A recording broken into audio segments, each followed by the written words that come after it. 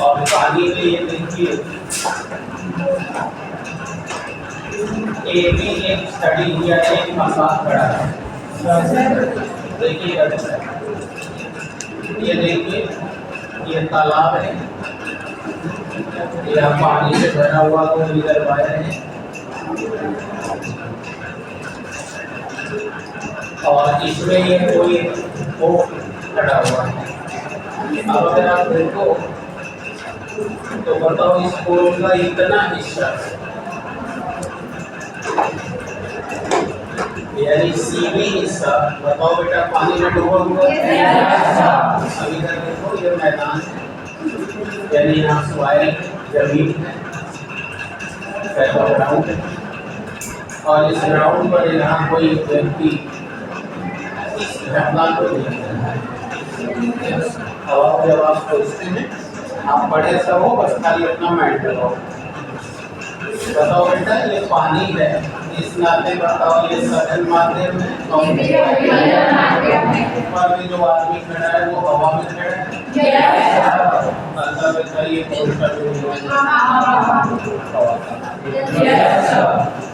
और क्लियर करें तो इसे बताओ एयर यानी कि सघन माध्यम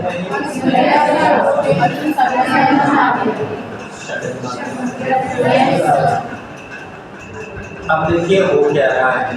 पहले क्वेश्चन को बार फिर से सुन लें कि क्या कारण है कि यदि कोई खंभा जल में डूबा हुआ हो तो खंभे का डूबा हुआ भाग बाहर से देखने पर टेढ़ा दिखाई देता है ऐसा और if any pole is just stood into the water, so then the portion of the pole which are dipped into the water is seen curved. Explain the reason. चला तो अब आइए हम लोग जवाब पूछते हैं। बताइए यहाँ पर जो व्यक्ति खड़ा है और इस खंभे के डूबे हुए भाग को देख रहा है आप चित्र से समझ सकते हैं कि इस खंभे का कितना पोर्शन होगा। तो ये देखिए व्यक्ति का डूबा हुआ भाग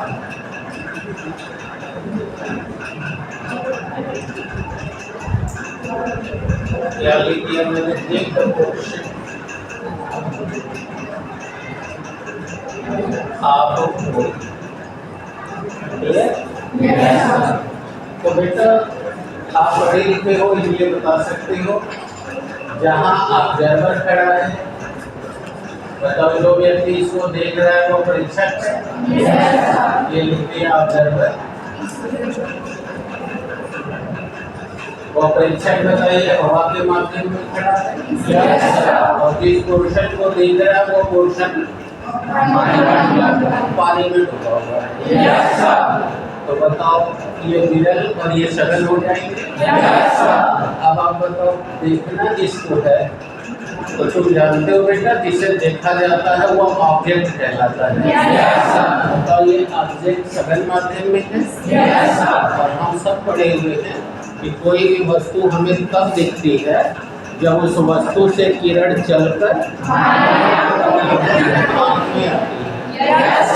जब मेरे आँख में रेटिना पर उसका प्रतिबिंब तब दिखता है। अब चलो हम देख रहे हैं तुम भी देखो। तो अगर ये ऑब्जेक्ट है बीसी तो बी सिरा पानी में डूबा हुआ है अतः बी सिरे से देखो प्रकाश की किरण चल करके पानी और हवा के तल पे आ रही है। बताओ इस तल पे हम पढ़िए तो ये आपतन बिंदु हो गया। अब इस बिंदु पर हम डालेंगे कभी पहले आप हिंदी का नाम से समझो फिर इंग्लिश में बताओ। अब आपके पास थ्योरी क्या है जब किरण सतह से अब ये देखो यहाँ से ये इसको ऐसे अब ये देखो दो भाग में चल रही अब बताओ ये हो गई आपतित किरण। आप देखना बेटा, अब जिस यहाँ देखो ध्यान से, जिस मार्ग से ये जा करके आंख में पड़ी है, बोलो हम ऑब्जर्वर इसे अपनी ही शील में देखेंगे। ये देखा? अब बताओ इसका प्रतिबिंब इसके मूल तल से उठा हुआ दिखाई दे रहा है, और ये जो वस्तु है वो हवा में है।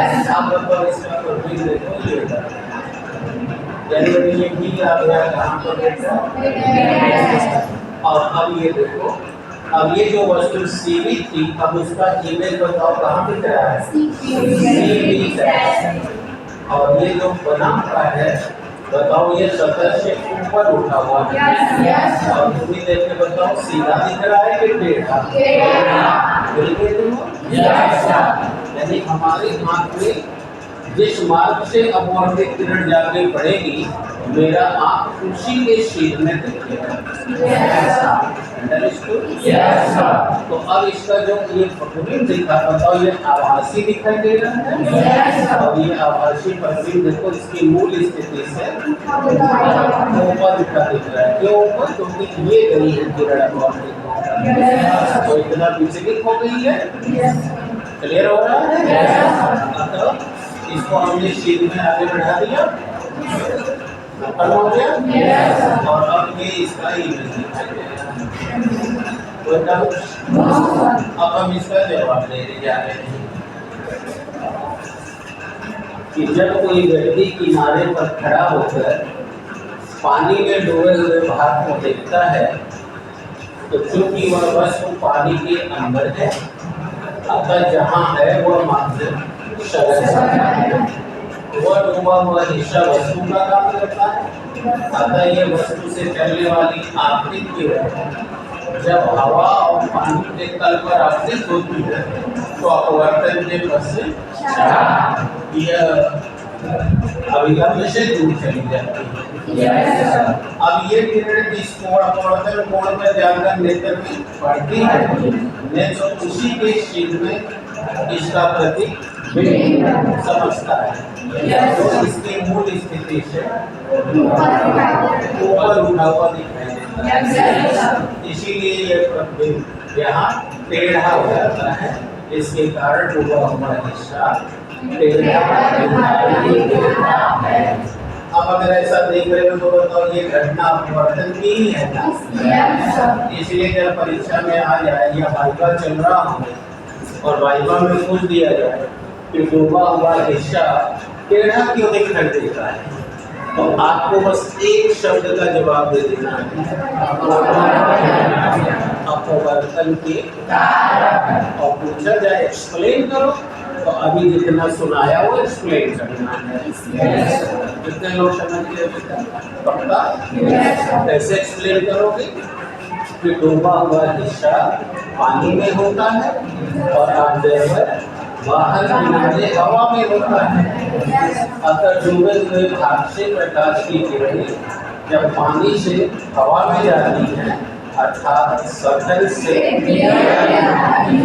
तो अपवर्तन के पश्चात अभिलंब से और जिस कोण पर यह जाकर आँख में पड़ती है, हमारा उसी के सेम में उसका प्रतिबिंब बना देता है। और जो स्थिति इसकी मूल स्थिति से ऊपर, इसीलिए वो भाग जब कहेगा एक्सप्लेन करो, तब आपको इतना लिखना है, और जब पूछेगा क्यों होता है, तो आपको एक लाइन बिकॉज ऑफ रिफ्रैक्शन, यानी अपवर्तन के। सबको कंफर्म? अब बताओ हाथ उठा के कितने लोग को आ गया पक्का? लोग तो नहीं ना। अब now listen me in English. Why is the big portion of the whole in sea current? अब नाउ हम आंसर देंगे। This big portion is sea current due to the river reaction. Of course, they explain the reason. तो हम explain कर रहे हैं। The big portion is inside the water, while the observer is standing outside of the water into the air. So observe where it is. This is into the dense media, and observer is into the rare media. So when the rays from the object comes out, so then it comes from dense to rare, and after reflection, it was just goes away from the normal. ये normal है, आप विलंब निश्चय कहते हैं, उसी को normal अंग्रेजी में कहते हैं। सबको ही आता है। And the angle at which it was goes into the eyes of the observer, now the observer formed the image in the same direction, which the real position is just above to the object. So that's why here the vertical image is formed, which are seen. अब कोई दिक्कत तो नहीं है। अब आते हैं सवाल नंबर 2। सवाल नंबर 2 मैंने आपसे पूछा था कि जाड़े के दिनों में तारे रात्रि में टिमटिमाते हैं। Why is the star seen twinkled into the midnight of the winter season? Right? हाँ। अभी आप अंग्रेजी पढ़े हैं तो आप जानते ही होंगे इंटर की अंग्रेजी किस तरह डिजाइन है कि अगर बच्चा ग्रामेटिकल क्वेश्चन बेहतर ढंग से पढ़ ले तो उसे कक्षा 12 पास करने के बाद अंग्रेजी में बोलना, पढ़ना, लिखना सब आ जाता है। क्योंकि आप जैसे ही इंटर पास होकर आगे जाते हो ना, अब इंटर की एज ए सब्जेक्ट इंग्लिश पढ़ने को मिलेगा, लेकिन एज ए ग्रामर इंग्लिश बस ग्रामर का ही एंड हो जाता है। 12 के बाद ग्रामर नहीं। और बहुत से ऐसे बच्चे होते हैं जैसे कि जो बच्चा साइंस से करियर बना रहा है, उनको पता ही है कि आगे अगर वो चाहे इंजीनियरिंग में जाए चाहे मेडिकल में जाए, सारी पढ़ाई इंग्लिश में होगी।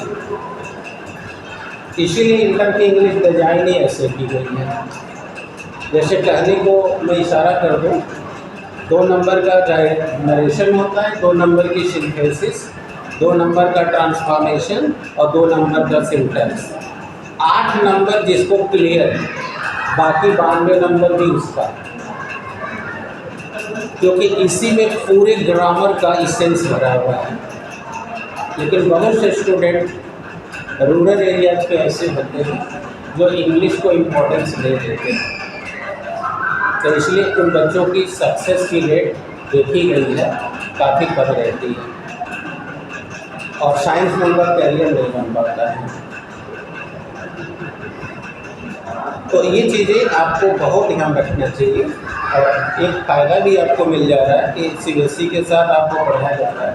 तो ये एक बार मैं हिंदी भी बोल रहा हूँ, एक बार इंग्लिश भी बोल रहा हूँ, तो देन आपको इस पर विचार करना चाहिए कि कैसे वही शब्द को फटाक से इंग्लिश में बदल दिया जा रहा है। Then what are the processes by which we are just saying that in the Hindi and same in the English? So what words are said taken, what the type, what the mode of the sentences are told.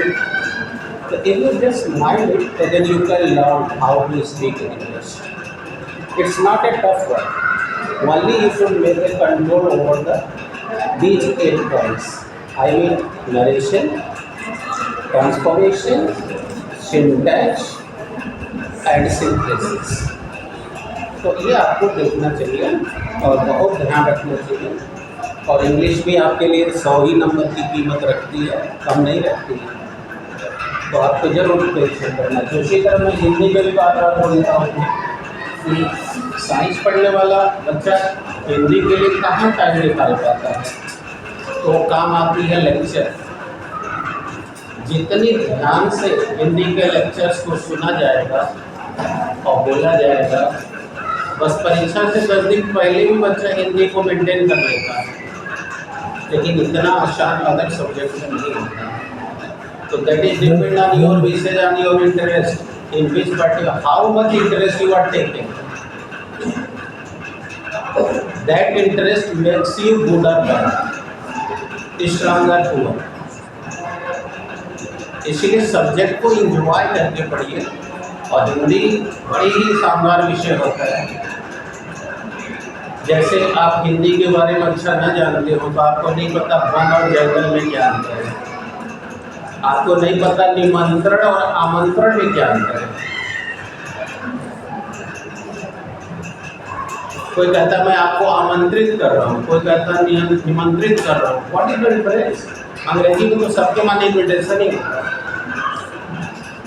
यही तो हमारे सबसे ज़्यादा विलुप्ति का कारण है कि अंग्रेज आए और हमारे सारे साहित्यों को इंग्लिश में ट्रांसलेट किए।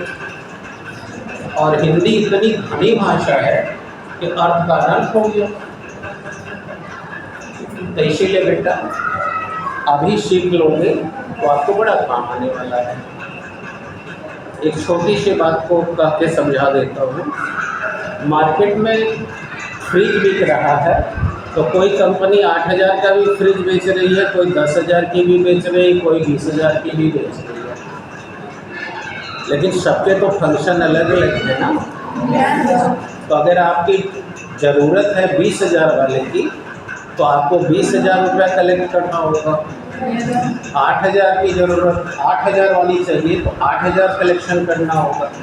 लेकिन अगर आपको 12,000 की चाहिए तो 12,000 कलेक्शन करना होगा। और आप जानते हो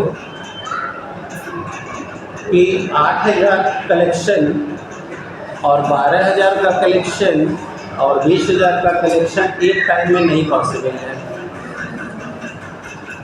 आपको कलेक्शन के लिए अगर आपकी आमदनी जिस हिसाब से हो उसमें 8,000 का कलेक्शन अगर ईजिली हो जा रहा है और जितने समय में हो रहा है तो 12,000 तक पहुंचने के लिए थोड़ा समय बढ़ाना पड़ेगा और 20,000 तक पहुंचने के लिए और भी बढ़ाना पड़ेगा। तो इसीलिए अब क्या खाली ऐसा करने से हो जाएगा या इनकम बढ़ाने के लिए श्रम भी बढ़ाना पड़ेगा?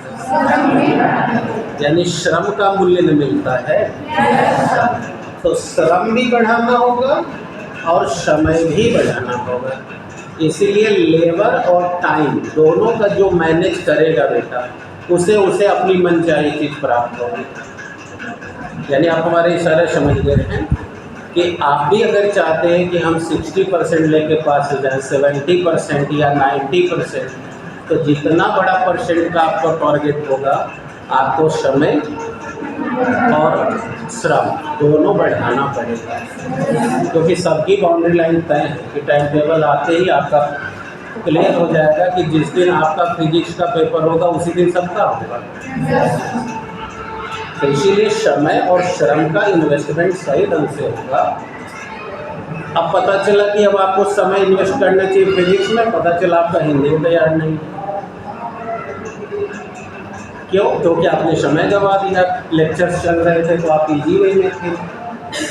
नहीं बेटा, ये प्लानिंग गलत है। टाइम का मैनेजमेंट आपके हाथ में है और आप सही ढंग से मैनेज करिए, इसका ध्यान रखिएगा। आइए हम आपको टिमटिमाने वाले से ले जाते हैं। जरा सा टिमटिमाना वाला बात को थोड़ा सा समझिए।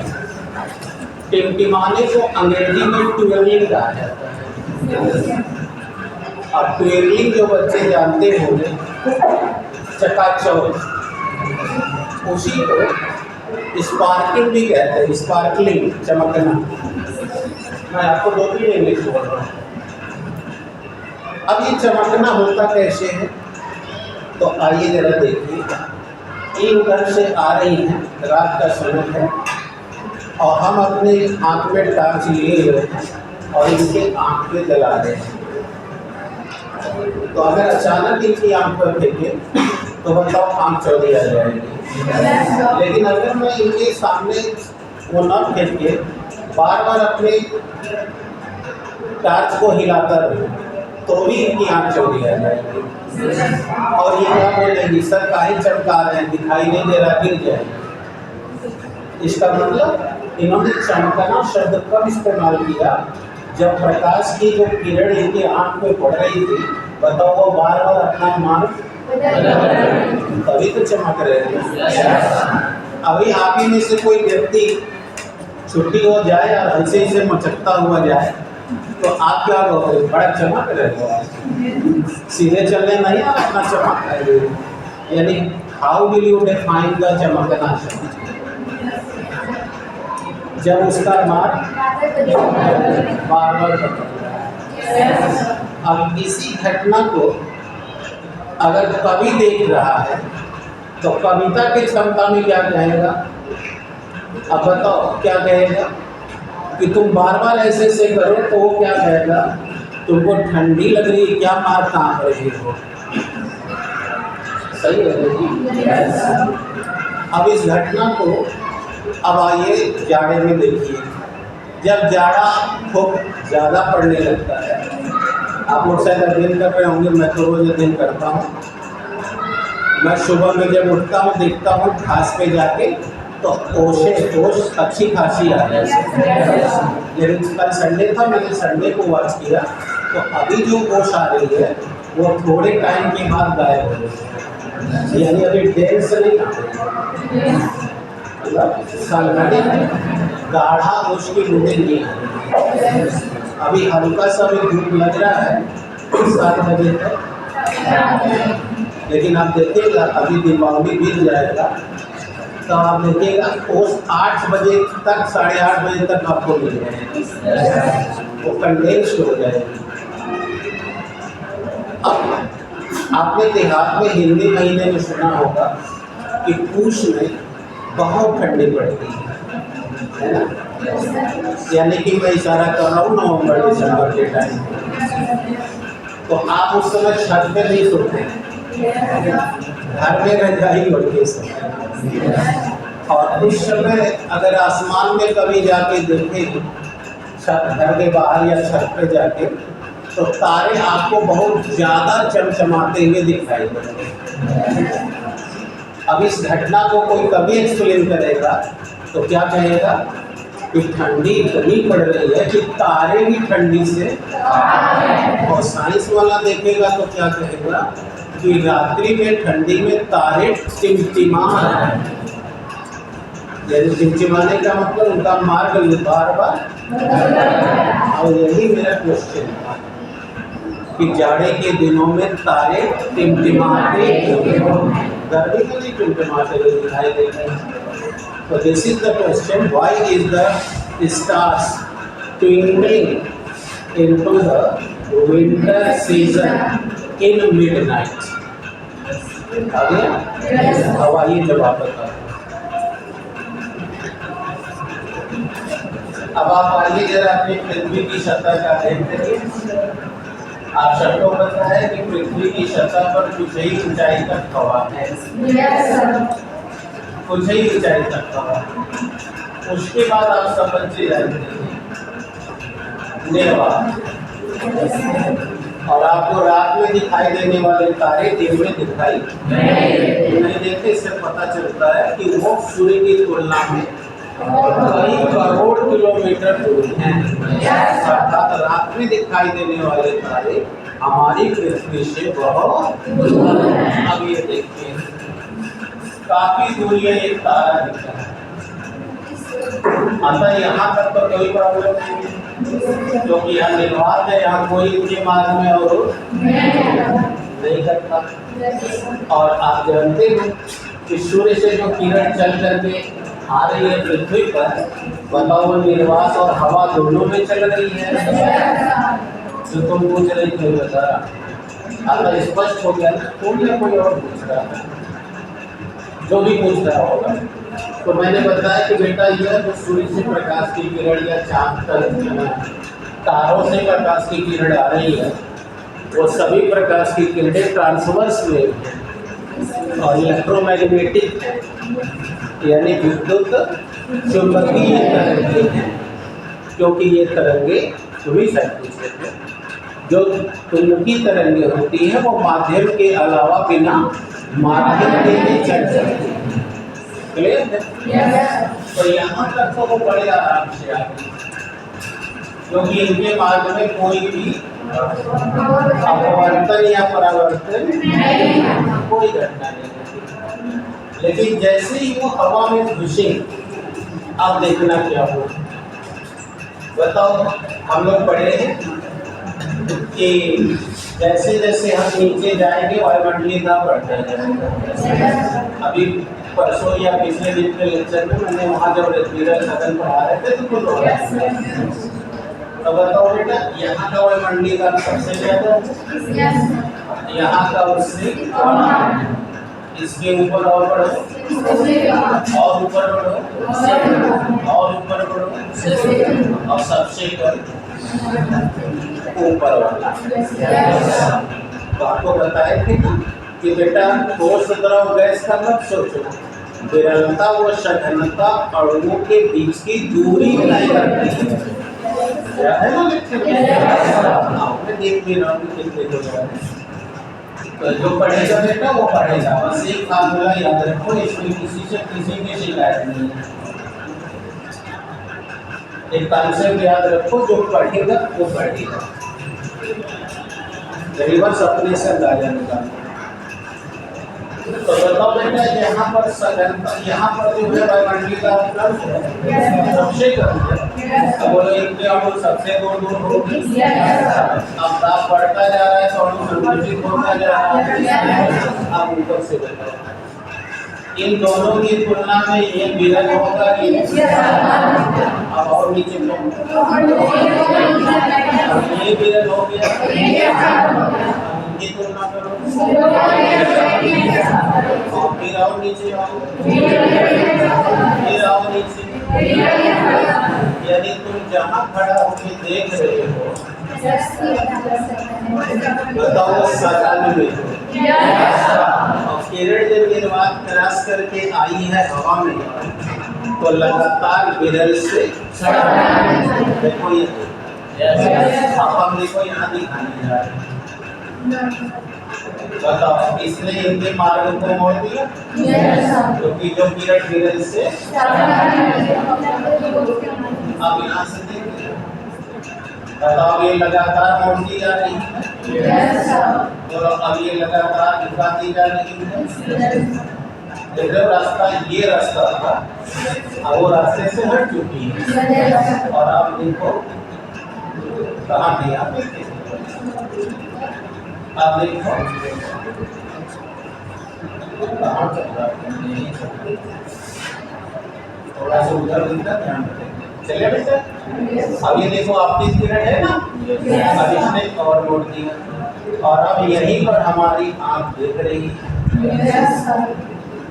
तो पहली बात तो ये हुआ कि अब हम उसको जैसे अभी अभी समझाए, बताओ किरण जिस रास्ते से आके मेरे आँख में पड़ेगी, मेरा आँख तो उसी दिशा में देखेगी। अब मुझे ये तारा यहाँ नहीं बल्कि ऐसा होना है, लेकिन अब इसके साथ एक ट्विस्ट बोल सकते हैं।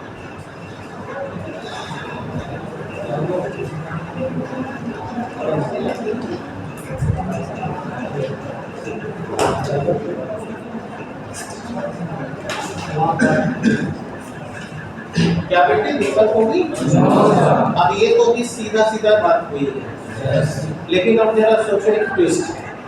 हम लोग कहे थे कि ये चमकना जाड़े में होता है। अब आप बताओ, जाड़े में 8 बजे के बाद वायुमंडल का ताप, और 12 बजे के बाद ठंडी पड़ जाती है कि नहीं? रजाई में सिकुड़ के बिकता है। याद करो, बताओ भोर में सबसे ज्यादा ठंडी, इसका मतलब कि जहाँ वायुमंडलीय दाब ये रोल निभा रहा है, ध्यान से सुनोगे सब बेटा मजा आएगा। देखो यहाँ देखो, जहाँ ये रोल वायुमंडलीय दाब निभा रहा है, वहीं मध्य रात्रि के बाद वायुमंडल का तापमान लगातार बताओ गिरना शुरू हो गया। बताओ ताप में कमी आने से अणुओं का संकुचन होता है, और ये बताओ लगातार हो रहा है। तो बताओ लगातार एक माध्यम के सापेक्ष दूसरे का अपवर्तनांक, दूसरे के सापेक्ष हर क्षण बदलता जाएगा और जिस तरह बदलेगा बोलो अपवर्तित किरण उसी तरह से बदलेगी। तो अभी जिस अपवर्तन पर ये हमको यहाँ दिखाई दिया तब अपवर्तनांक बदल गया, तब ये इधर दिखाई देने लगा, तभी हवा बहने लगी तो इसका अपवर्तनांक फिर बदल गया, ये फिर इधर दिखाई देने लगा। अब बताओ ये कुछ हो रहा है? कुछ हो रहा है कि लगातार अपवर्तन बदलते रहने से उस तारे का प्रतिबिंब एक स्थिति में न बनकर बार बार चेंज हो रहा है। अब बोलो चमक हो गई? ये तो मैंने समझा करना कि हम ऐसे कर रहे तो आप चमका कर रहे हो। बताओ भाई इमेज लगातार अपनी स्थिति बदलता जा रहा है। तो बोलो इसी घटना को कहते हैं तारों का चमकना। क्या आ गया आपको समझ में? चलिए इसको कहेंगे कैसे, वो तो समझा रहे हैं। सुनिए, रात्रि में जब हम तारों को देखते हैं तो हम पाते हैं कि रात्रि में मध्य रात्रि के बाद ताप में गिरावट बड़ी तेजी से आती है, ठीक है? और वायुमंडल में भिन्न भिन्न ऊंचाइयों पर वायुमंडलीय ताप भिन्न भिन्न होता है। इसलिए इस वायु के माध्यम में विरल सघन की क्रमिक परतें बन जाती हैं और लगातार ताप गिरते रहने से इनके अणुओं का संकुचन होता है। ऐसे में जब प्रकाश निर्वात से होकर वायु के माध्यम में जाता है तो हर ऊपर की परत अपने नीचे वाले के तुलना में विरल होती है। ऐसे पकड़ में आ रहा है? अतः जब किरण विरल से तो वो लगातार अपने मार्ग से विचलित हो जाएगा और यह विचलन अपवर्तनांक के ऊपर निर्भर करता है। इसलिए अपवर्तनांक लगातार ये अपनी मार्ग भी अतः नीचे से जब आप जरूरत ऊपर की ओर देखता है तो उस तारे का प्रतिबिंब एक स्थिति में प्राप्त नहीं होता। प्रतिबिंब हमेशा अपनी इसी घटना इसी से उसकी आंख चौंकिया जाती है। इसी घटना को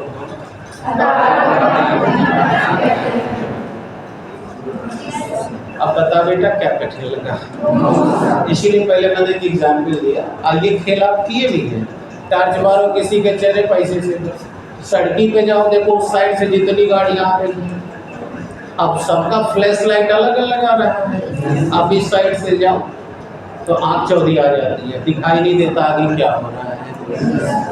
इसीलिए आप देखे होंगे जो नेशनल हाईवे बना है उसका अगर किसी दिन तुमने मॉडल अध्ययन किया हो, नहीं किया तो मैं करवा के दिखा देता हूँ। देखना आपके सामने नेशनल हाईवे NH2 जा रहा है, यानी ये मूल रास्ता है ग्रांड ट्रंक रोड जिसे शेषा सूरी ने बनवाया था। ये आपके विद्यालय के ठीक सामने से जा रहा है। अब देख रहे होंगे ये 6 लेन है, 3 लेन अप में है और 3 लेन डाउन। अब दोनों के बीच में देखेगा डिवाइडर कम से कम 8 या 10 फुट का है।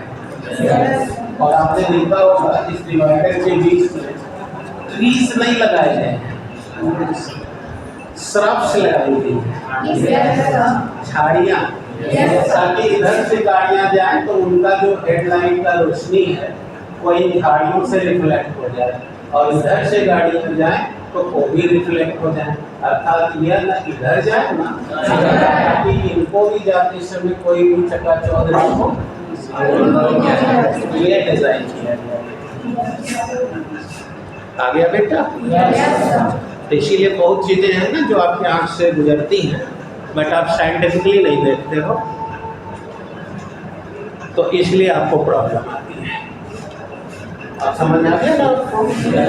पहले जो पेड़ के किनारे यानी सड़क के किनारे पेड़ लगाए जाते थे वो श्रब्स नहीं लगाए जाते थे, ट्रीज लगाए जाते थे ताकि यात्रियों को जाते समय ठंडा रहे। अभी सब जमाना बदल रहा है, फास्ट व्हीकल आ गए हैं और उनका घर्षण फ्रिक्शन कम करने के लिए अब उनकी बॉडी में फाइबर बॉडी डाला जा रहा है, मेटल का इस्तेमाल कम से कम हो रहा है ताकि सड़कें लॉन्ग लाइफ चले, फ्रिक्शन को रिड्यूस किया जा रहा है। आ रहा है बेटा?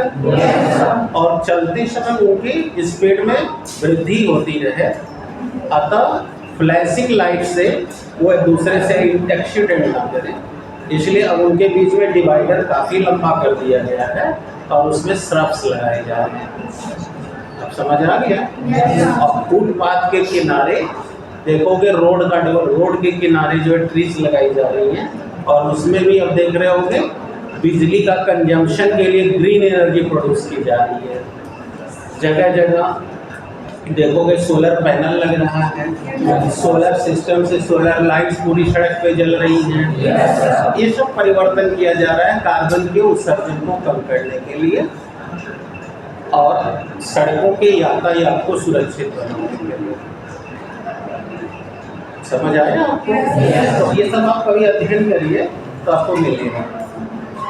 फिलहाल ये समस्या आपकी सॉल्व हो गई या अभी प्रॉब्लम है? क्लियर हो गया? अब इंग्लिश में सुनिए। अब अगर हमको सवाल पूछेगा कि तारे टिमटिमाते क्यों हैं, तो एक शब्द इनका भी वही रहेगा, अपवर्तन के कारण। और एक्सप्लेन करिए तो जो समझाया है कि बस एक्सप्लेन करना है, कोई दिक्कत नहीं।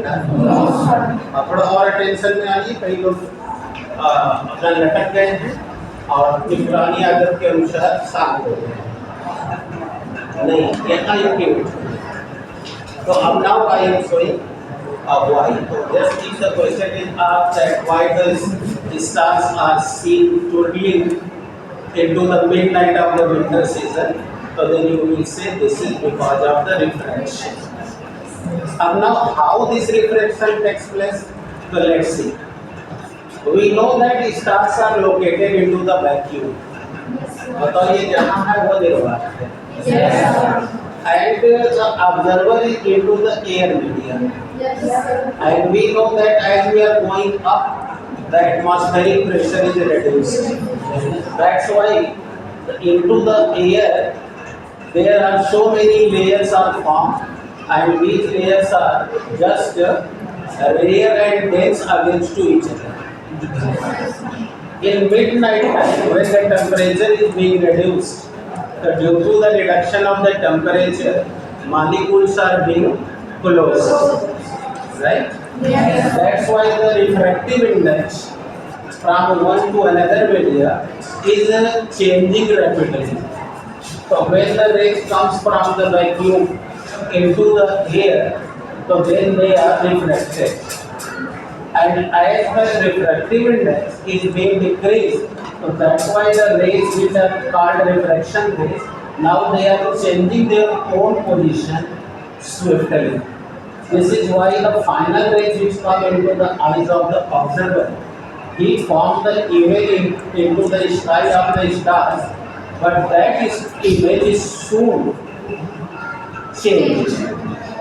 That's why twinkling happens. आ गया बेटा? अब किसी का कोई प्रॉब्लम? तो ये काम खत्म हो गया, ठीक है। अब हम आपको बताएंगे प्रिज्म से अपवर्तन कैसे होगा, यानी कि ये जो माध्यम का चल रहा था उसका यहीं पर खत्म हो गया स्टडी। अब अगला टॉपिक शुरू हो गया, प्रिज्म से अपवर्तन। तो जानने के लिए पहले प्रिज्म पढ़ना पड़ेगा। तो जानो प्रिज्म क्या है।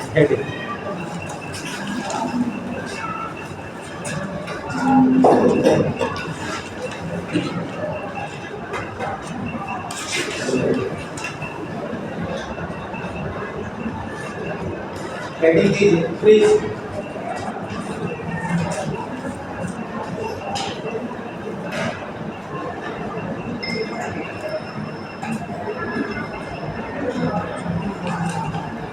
आपको याद है कि आपको प्रिज्म से भी क्रिटिकल करना है,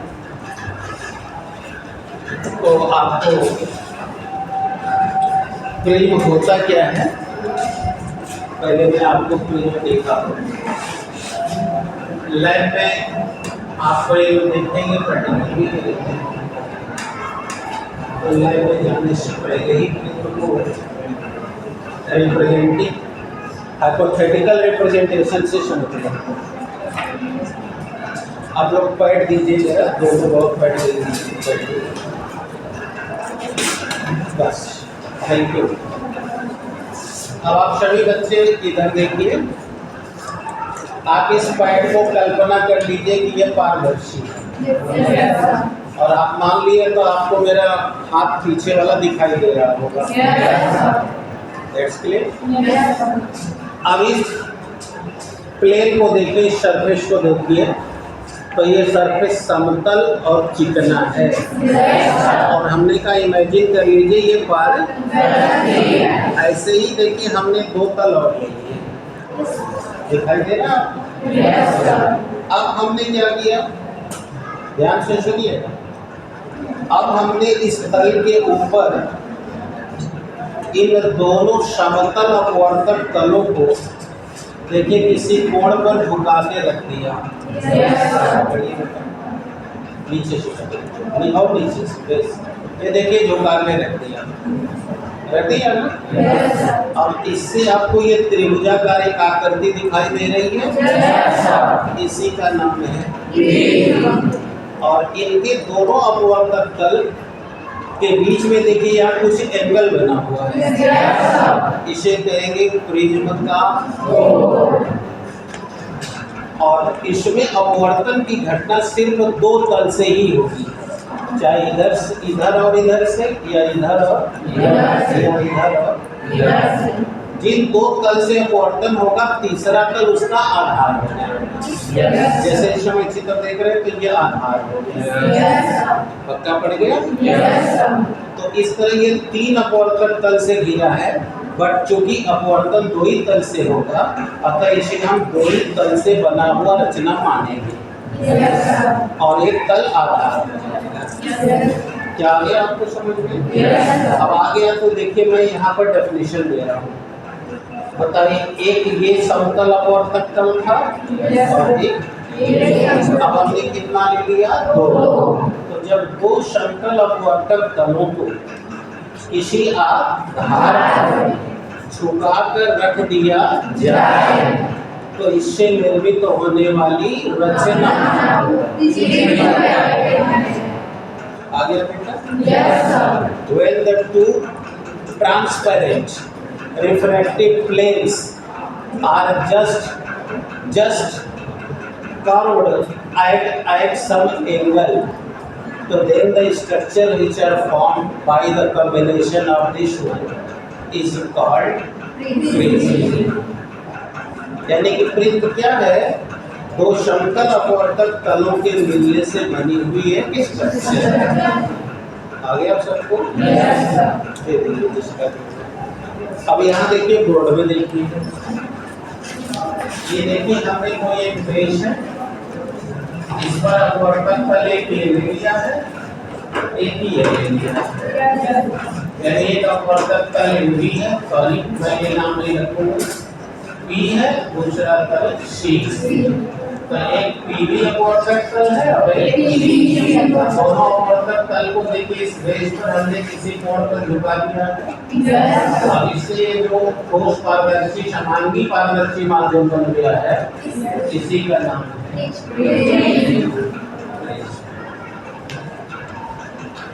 आगे बेटे, अब मैं क्या कहूँगा? दो समतल अपवर्तक पारदर्शी तलों के मिलाने से जो समांगी पारदर्शी माध्यम बनता है उसी को हम प्रिज्म कहते हैं। आ गया बेटे? दो समतल अपवर्तक तलों को किसी आधार पर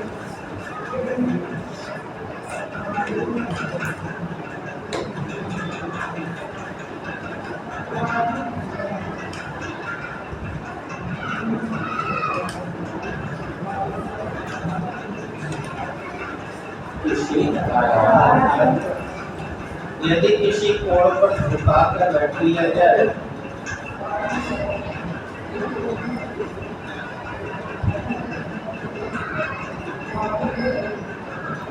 रक्त दिया जाए। तो इससे निर्मित कोश समांगी पारदर्शी माध्यम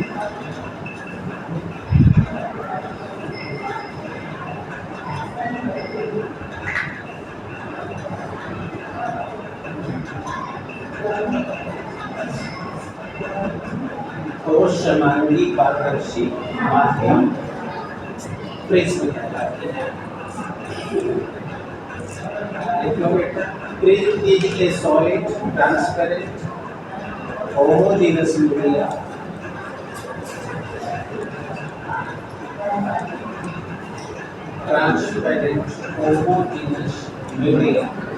which is consistent of two plane transparent refractory surfaces bent at one end, some angle to each other over a base. Over a base is called prism. अब दोनों बच्चे पुनः हिंदी इंग्लिश में सुन लें। बताओ ये दोनों पारदर्शी का हमने ठोस का चुना था और इनको मिलाने से ये जो ठोस पारदर्शी रचना तैयार हुई है तो हमने ऐसा ही लिखा कि ठोस पारदर्शी समांगी का सबको आता है होमोजेनस समांगी माध्यम। तो ये माध्यम है क्योंकि यहाँ से किरण दूसरे में इंटर करती है। तो अब हमने इसी बात को यहाँ कहा है, ध्यान से सुनना बेटा।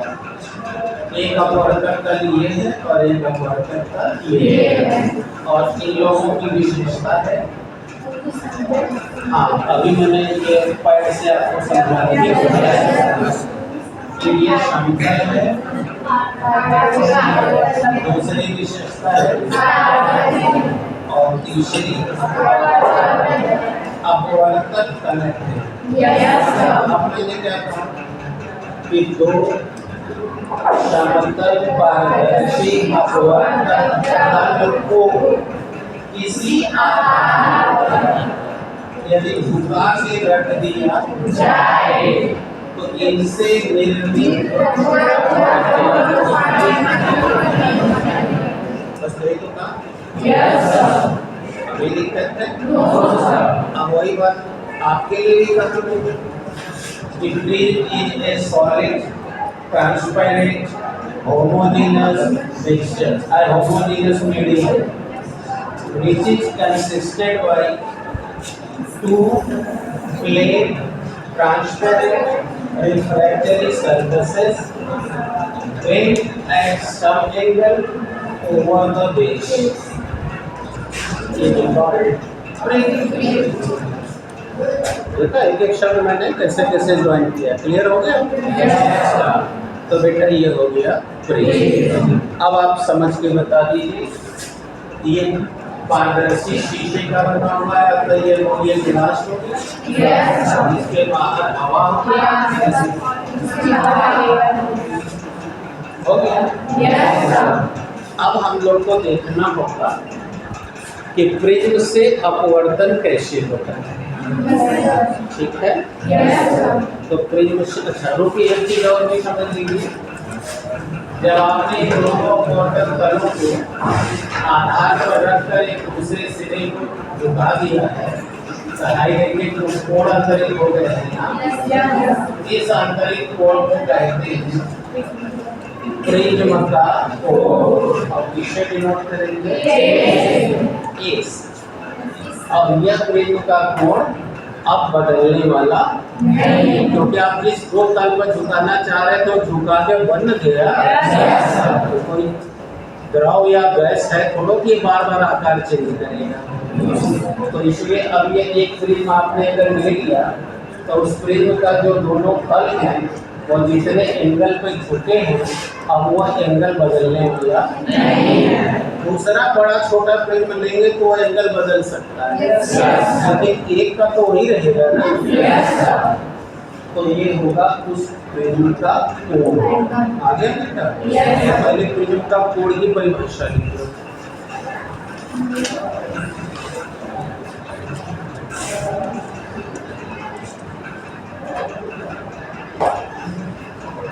प्रिज्म के कोण की परिभाषा बोलो, कौन है बताओ। देख रहे हो चित्र? यानी दो अपवर्तक तल एक दूसरे पर इस कोण पर झुके, यानी दोनों अपवर्तक तलों के बीच का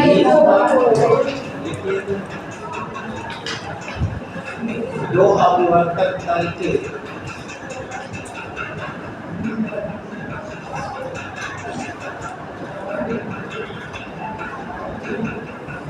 दो अपवर्तक तल के शीर्ष के बीच बनने वाला कोण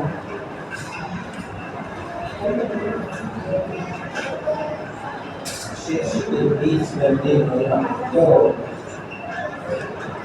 उस प्रिज्म का कोण है।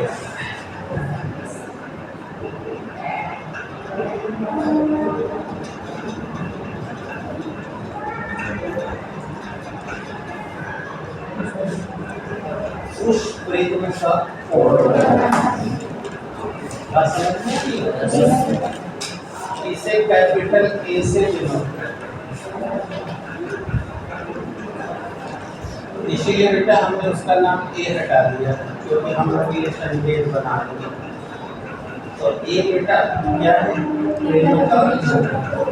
अच्छा दो बातें ध्यान रखिए, अपवर्तक तल के शीर्ष के बीच में जो कोण अंतरित हो रहा है प्रिज्म का कोण, और वह कोण एक प्रिज्म के लिए। अब आप प्रिज्म का आकार बड़ा छोटा जैसा बनाना चाहेंगे उस आधार पर उसका कोण बदलता रहेगा। कोई प्रॉब्लम? आप बेटा अभी लिखिए the angle which are formed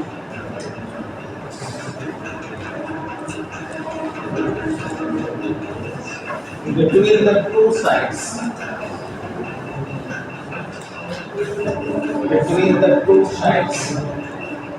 अब आप इंग्लिश में सुनते हैं तो सोचिए कैसे बोला जाता है। between the two sides, ये देखिए between the two sides, okay, of the plane transparent refractory surfaces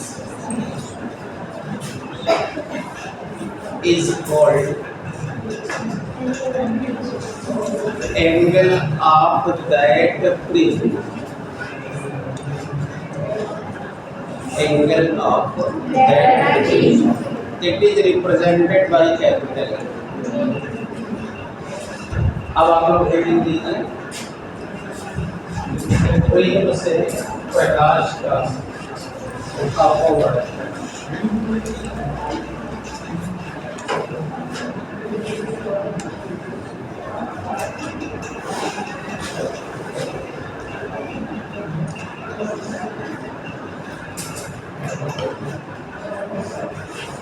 चला जी?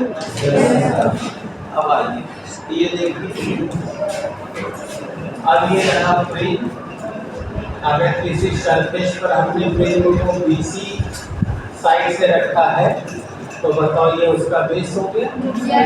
अब आप ये दोनों उसके अपवर्तक तल हो जाएंगे। अगर हमने इस आधार पे रखा होगा तो ये और ये अपवर्तक तल हो जाएगा। तो क्या मैं नहीं यहाँ समझ अब इसके सामने देखिए ये कोई वस्तु रख दिया गया जिससे प्रकाश की किरण ये देखिए आ रही है। अब आप बोर्ड पर से हटिएगा नहीं तो बताइए आपकी भाषा में इस किरण को हम लोग आपके किरण कहा जाएगा।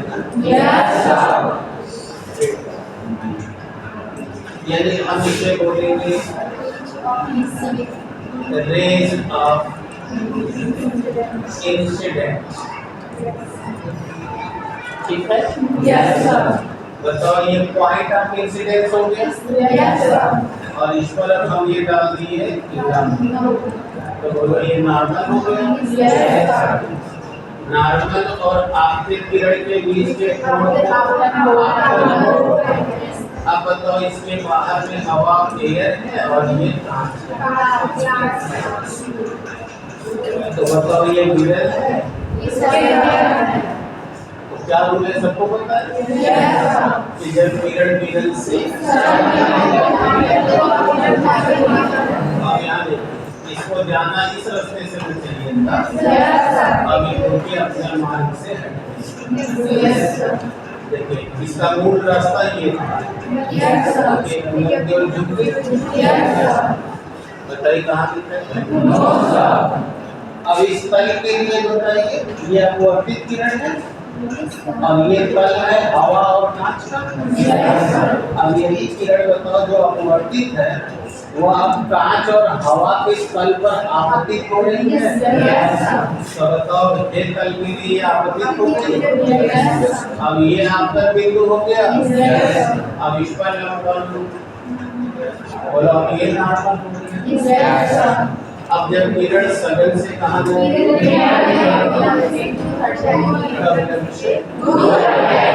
इसका रास्ता ये था और ये विलंब था। देखो बेटा ये एक चीज स्टेप क्लियर कर रहा हूँ क्योंकि बहुत से बच्चों को बनाने ही नहीं आता। कोई समझाया गया हो फिर भी उनको नहीं आता। तो जो ध्यान से ना देखा ना घर जाके प्रैक्टिस किया उसको नहीं आता। तो फिर से एक बार देखो ये रास्ता इसका ओरिजिनल ये था।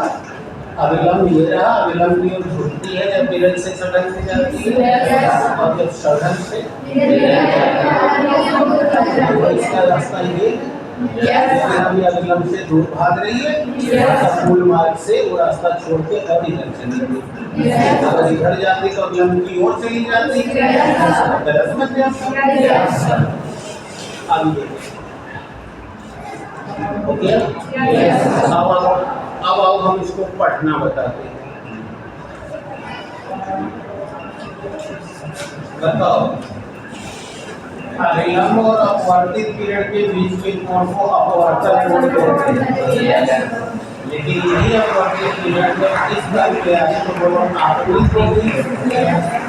यहाँ पर भी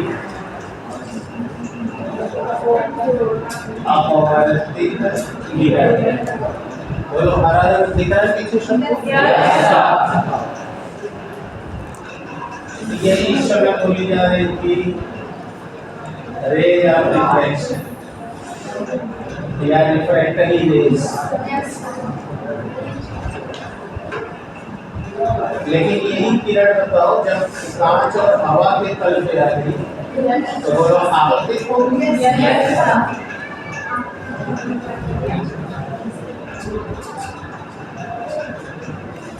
This is the ray of incidence. ये आप बताओ अब ये अविलंब और ये आपतित किरण बताओ ये आपतन कोण कहलाएगा और इसका ये संगत कोण है तो इसका आपतन कोण यही सेक और अब बताओ ये यहाँ से दूर हो गई। अब ये हो गई अपवर्तित किरण यानी रिफ्रैक्टरी रेज। मैं इसके जो भी दो एक नाम है सब लिखते जाऊंगा। यहाँ कुछ और बोल रहा हूँ आप कुछ और बोल रहा हूँ तब आप समझ जाए कि कोई मतलब ये कहीं नाम अपवर्तित किरण हो गई और वो अपवर्तित किरण तथा विलंब के बीच में अब ये देखो कोई स्टूडेंट प्रॉब्लम सही हो गया। तो जान गए अगर कोई किरण प्रकाश हवा से चलकर प्रिज्म के तल पे गिरेगी तो कैसे अपवर्तित होकर निकलेगी आगे बताएंगे। अब हम एक और खास बात बताने जा रहे हैं जो हमारे एक्सप्लेनेशन में बार बार आएगा। जो किरण किसी भी प्लेन के तल पे आपतित होगी, बोलो वो तो हमेशा क्या मिलेगी, लेकिन जो किरण निकल के जाएगी उस किरण को तुम ये नाम तो दे ही सकते हो, लेकिन साथ ही एक नाम और भी निर्गत। तो जब ये कहा जाएगा कि ये रेज निर्गत होके जा रही है, यानी आउटपुट हो रही है, यानी रिफ्रैक्टरी रेज है, तो इसका मतलब तुमने उस प्रिज्म की एक अपवर्तक तल की बात की है, और जब निर्गत हो गई है तो वह दूसरे तल की बात हो गई है। लेकिन जब तुम कहोगे, ध्यान से सुन रहे हो ना, एग्जामिनर भी बोलेगा तो तुम फंसोगे इसमें, इसलिए अच्छे से समझो। और जब कहेगा अपवर्तित किरण, तब तुम्हें ये पूछना होगा कि सर किस तल का अपवर्तित किरण मांग रहे हैं आप। तो कहेगा कि हवा से कांच का, तो ये है अपवर्तित किरण जो प्रिज्म की चित्र में तो बाहर से दिख रहा है, लेकिन ये कहाँ है, और अंदर वाला तो आपको दिखेगा नहीं। तो इसीलिए आप इसको निर्गत करिएगा और इसको अपवर्तित। और जब पूछेगा अपवर्तित, तो भाई आपको ये देख के बताना है कि कौन से तल पे पूछ रहा है,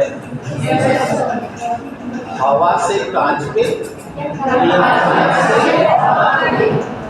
तो जब वो हवा से कांच का पूछ रहा है तो ये अपवर्तित है, और कांच से हवा में पूछ रहा है तो ये आपतित है, और ये हो गया सर?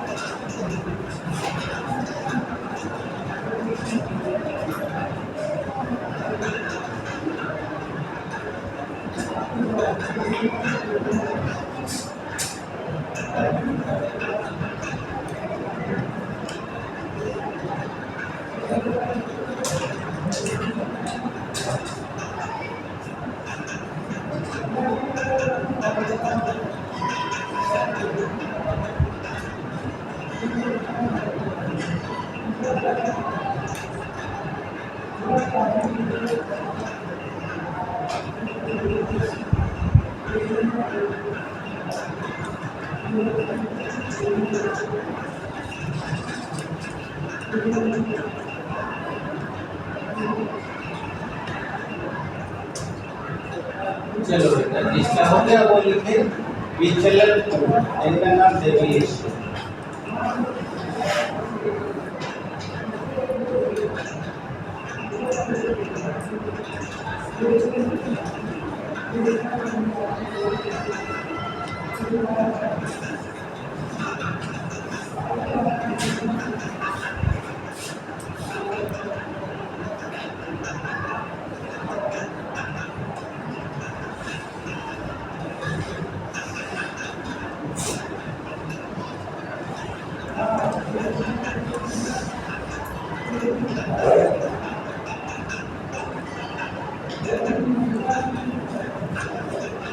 विचलन को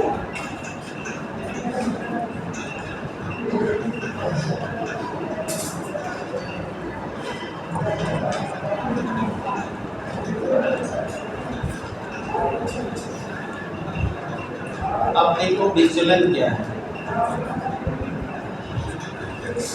जैसे अध्यापक लोग कभी कभी बच्चे रास्ते में लग पड़े तो कहते हैं कि बेटा आपका मार्ग बदल गया है, आप विचलित हो गए हो। ये क्या मतलब होता है, उस बात को यहाँ जरा देखो।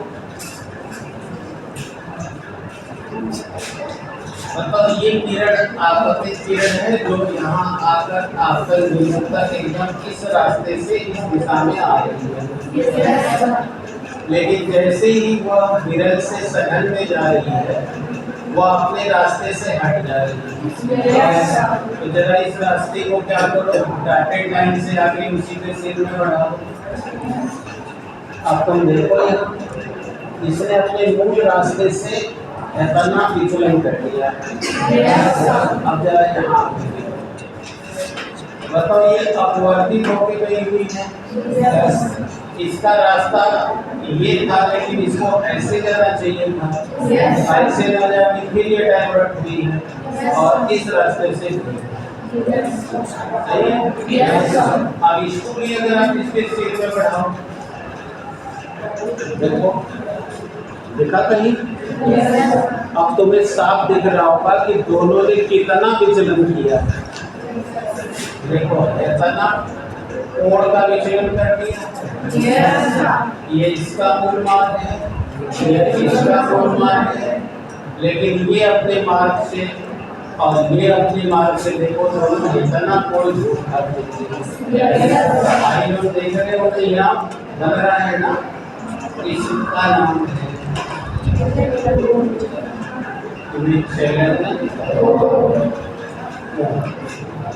यानी एंगल ऑफ डेविएशन।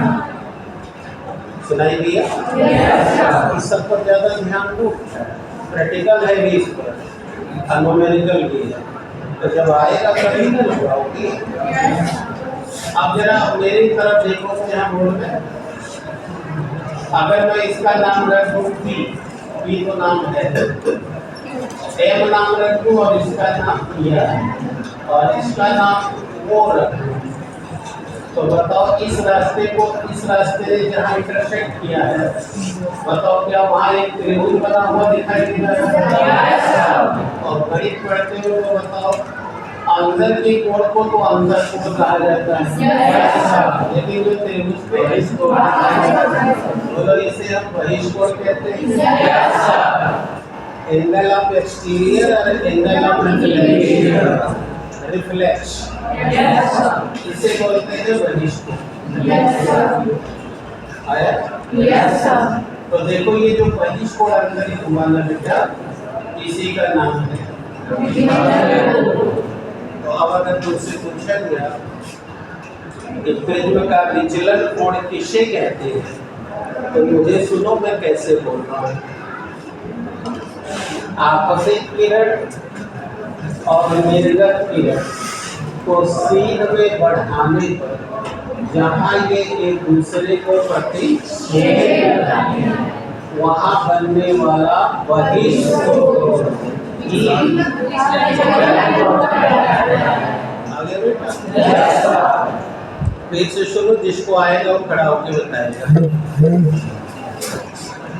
आपतित किरण और निर्गत किरण को सीध में बढ़ाने जहाँ ये एक दूसरे को प्रतिच्छेद करते हैं वहाँ बनने वाला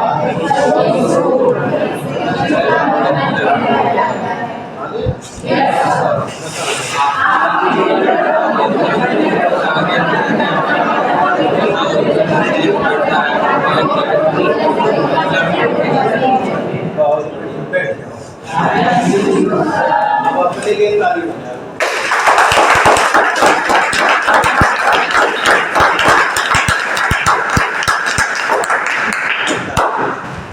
तीन लोग सो रहे थे, थोड़ा उनकी नींद खुल जाए। तीन लोग सो रहे थे, पीछे से दो लोग थे, एक तो परमानेंट नहीं थे,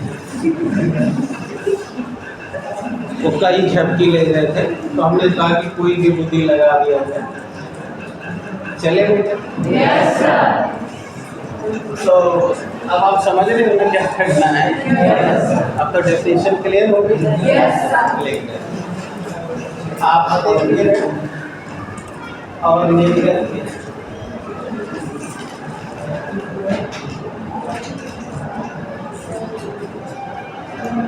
को शीत में बढ़ाने पर जहाँ एक दूसरे को प्रतिच्छेदित करते हैं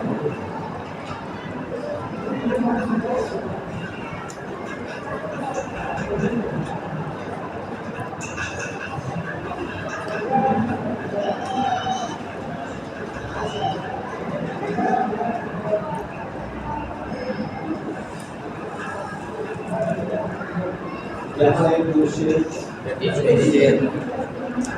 प्रतिच्छेदित करते हैं वहाँ बनने वाला बहिष्कोण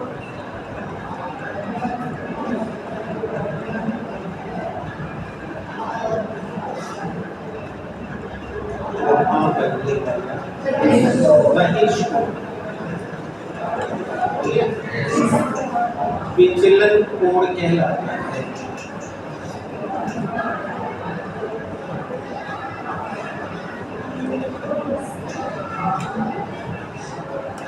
विचलन कोण कहलाता है। कौन बेटा को ले लिया। इसे सिग्मा से डिनोट करते हैं।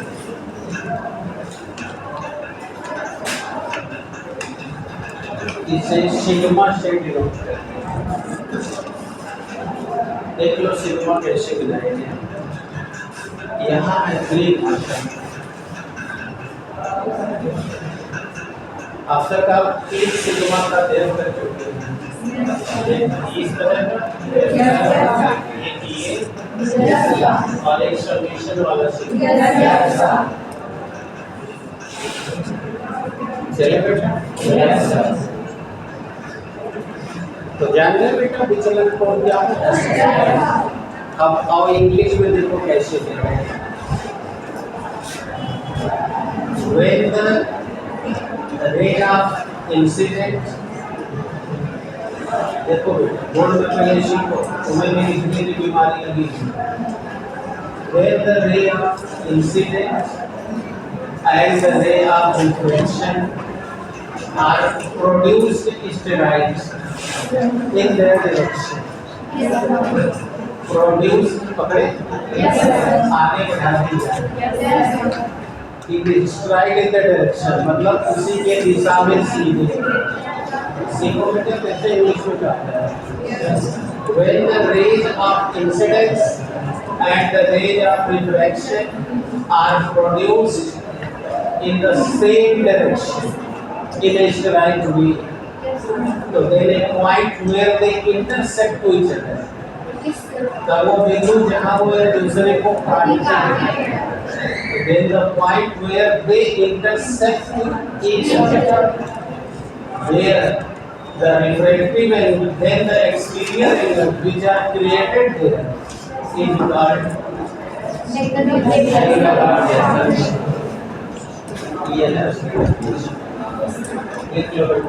with the ray of incidence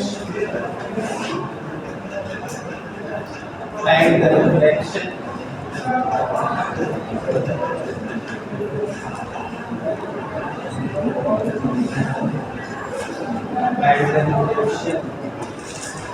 are produced steroids in their direction, then a point बाकी अपना तो है जब तक अंग्रेजी की को सुनने की इच्छा नहीं रहती है वो अपना तो है उसमें बिजी हो जाते हैं। then the point where they intersect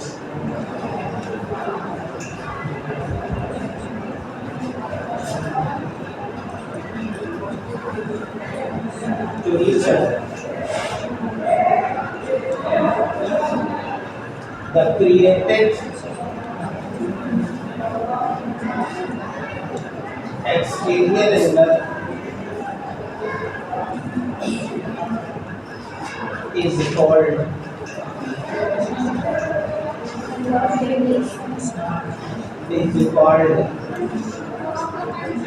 angle of deviation.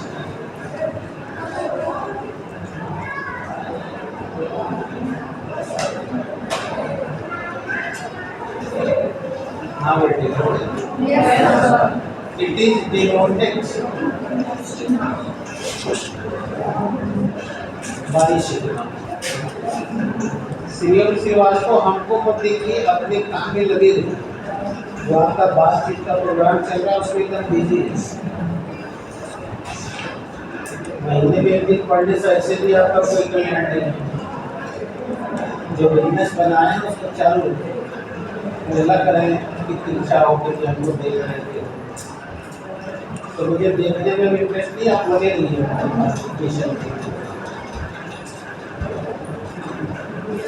चले क्लियर हो गया आपको। तो जान गए आपको विचलन कोण क्या होता है। अब हम आपको एक और पॉइंट बताने जा रहे हैं, उसके बाद इसका डेरिवेशन शुरू होगा। अल्पतम विचलन कोण क्या होता है? क्या बात करेंगे? अल्पतम विचलन at least angle of deviation.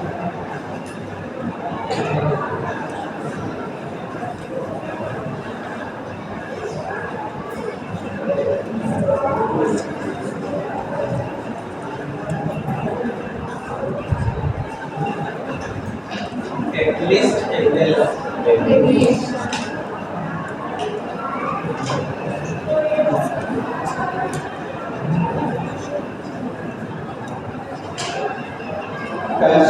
English medium में देखिए क्लास नहीं चल रहा है,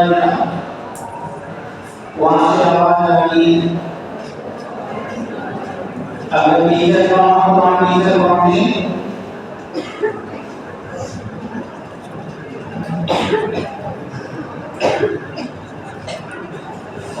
चले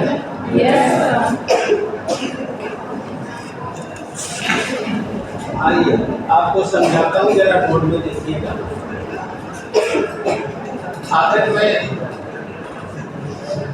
हाँ बेटा तैयार हो?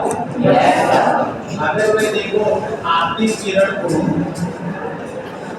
इसी आपतन बिंदु पर देखो थोड़ा सा आपतन कोण बढ़ा के देख दिया, जैसे क्रांति कोण में बता रहे हैं।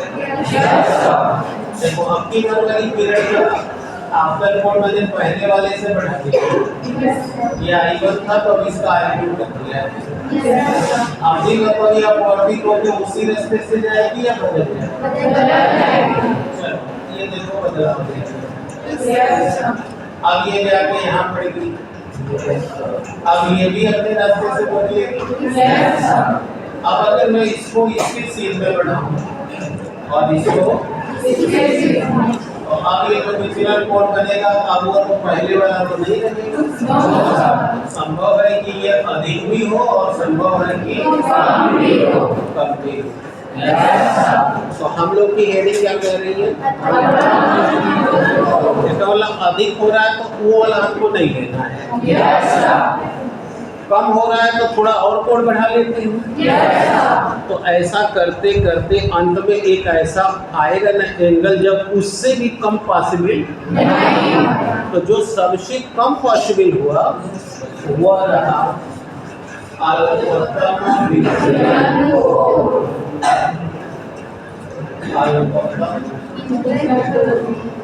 और विषय हम डिनोट करेंगे सिग्मा एच।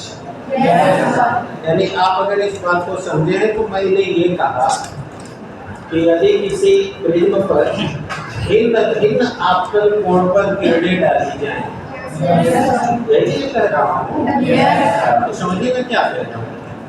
जैसे इस किरण का आपतन कोण हमने बढ़ा दिया, ऐसे ही मैं घटाता तो भी तो रास्ता अलग होता कि नहीं होता। तो यदि किसी प्रिज्म पर भिन्न आपतन कोण पर किरणें डाली जाए तो अपवर्तन के पद से जो यहाँ विचलन कोण प्राप्त हो रहे हैं, बताओ वो भी भिन्न भिन्न मान के होंगे। तो उनमें जो सबसे कम मान का हमें विचलन कोण मिलेगा वही कहलाएगा उस प्रिज्म का हमें प्रिज्म नहीं बदला है, तो उस प्रिज्म से अब इससे न्यूनतम पॉसिबल नहीं। तो अब इस परिभाषा को छोटा भी किया जा सकता है कि किसी प्रिज्म के लिए प्राप्त विचलन कोण में से जो सबसे न्यूनतम मान का प्राप्त होता है वही उस प्रिज्म का। आगे आपको समझ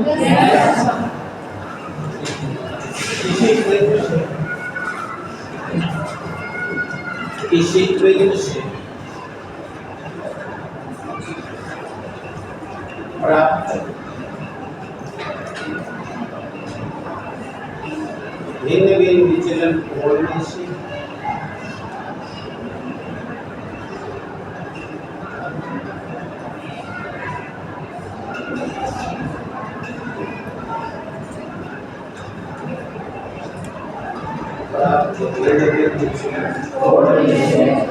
जो सबसे कम मान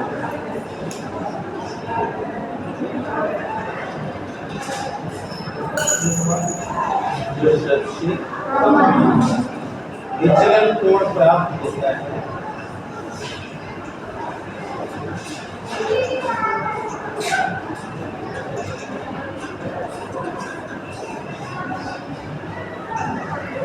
विचलन कोण प्राप्त होता है वही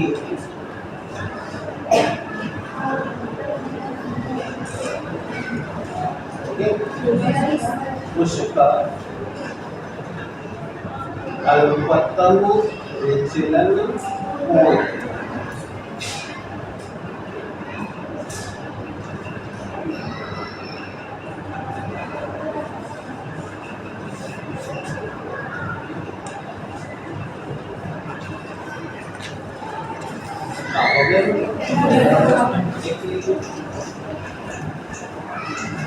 The deviation in that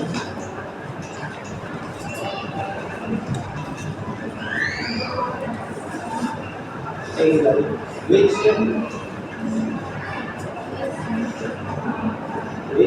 have the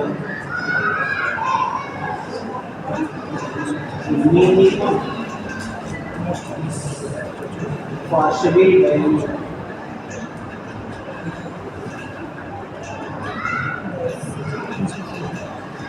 of the deviation of the angle of deviation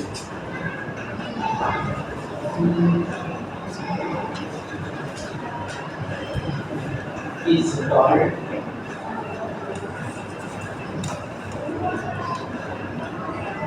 at least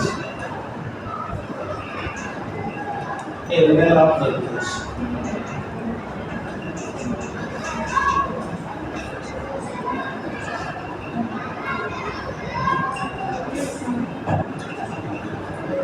At least angle of deviation.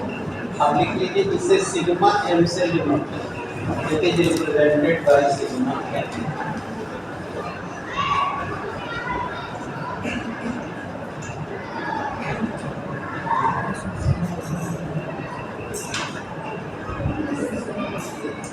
It is represented by sigma m.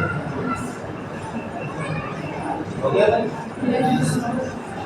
चलिए तो जान गए हम लोग विचलन कोण क्या होता है और अल्पतम विचलन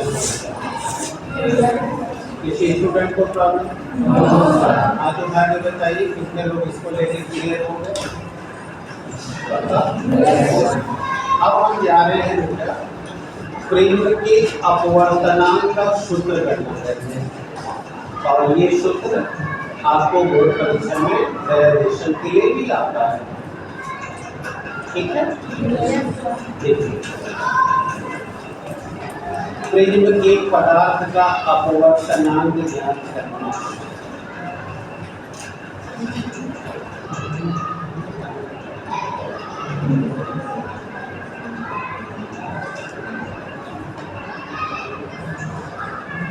Calculation of refractive index of the prism.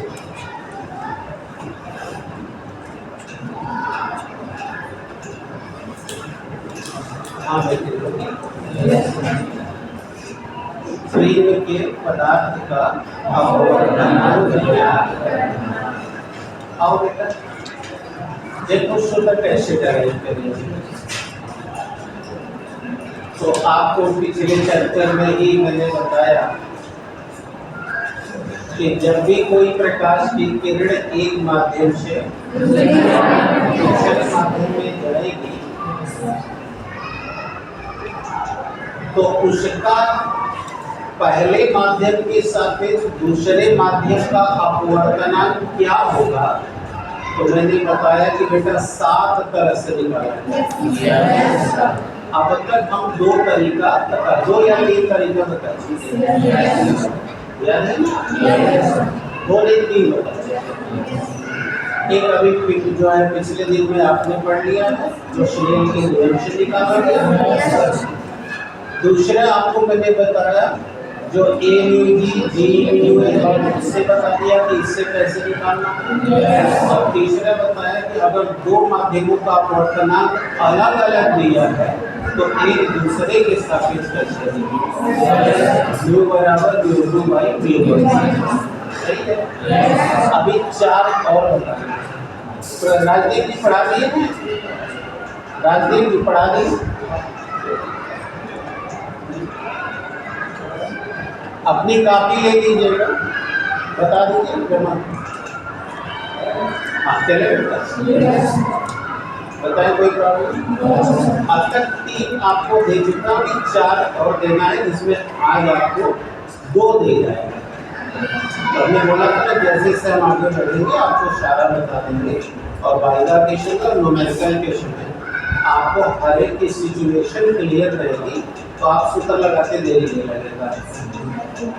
That's clear. और वाइवा के समय पूछेगा नहीं तो आप जानते रहेंगे तो अच्छे से बता देंगे। तो चले पहले प्रेजेंट की बात करते हैं। तो हमको रूल में स्नेल ने बताया था कि जब भी कोई किरण एक माध्यम से जाएगी तो उसके आपतन कोण की साइन करना और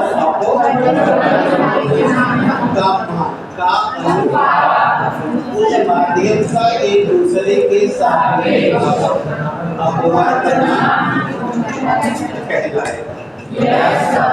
तो प्रिज्म को आप देख रहे हैं, हम लोग प्रिज्म को जान चुके हैं कि वह कांच का बना हुआ है, ग्लास का मटेरियल है। और माध्यम के दृष्टि देखें तो वो सघन है और उसके बाहर हवा का पारदर्शी माध्यम है जो भी है। तो चलो हो गया हमको।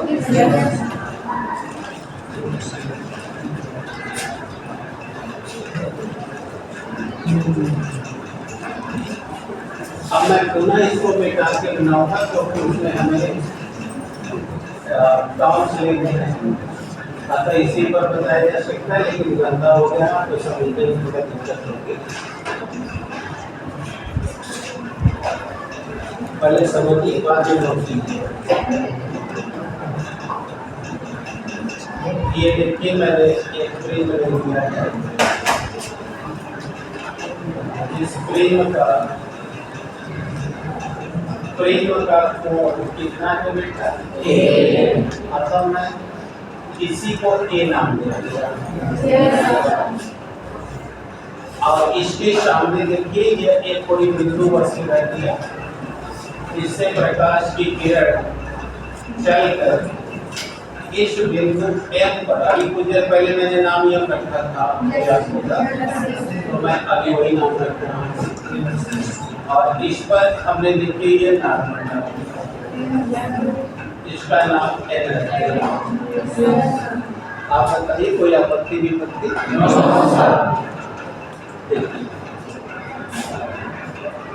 कितने सब्जेक्ट है जल्दी से बताइए। आपका कोण होगी आप किरण गई है विरल से, आपको पता है ये हवा का माध्यम है और ये लोग ट्रैवलिंग पारदर्शी चल रहा है। आपको कल वाला शायद याद है। अब किरण जब विरल से जाती है ये देखिए अविलंब की ओर झुकती हुई चली गई। तो बताओ इस स्थल के लिए आप किसे अपवर्तित किरण पढ़ोगे? और अविलंब और अपवर्तित किरण के बीच में अभी कुछ देर पहले ऐसा दिखा है। अब अगला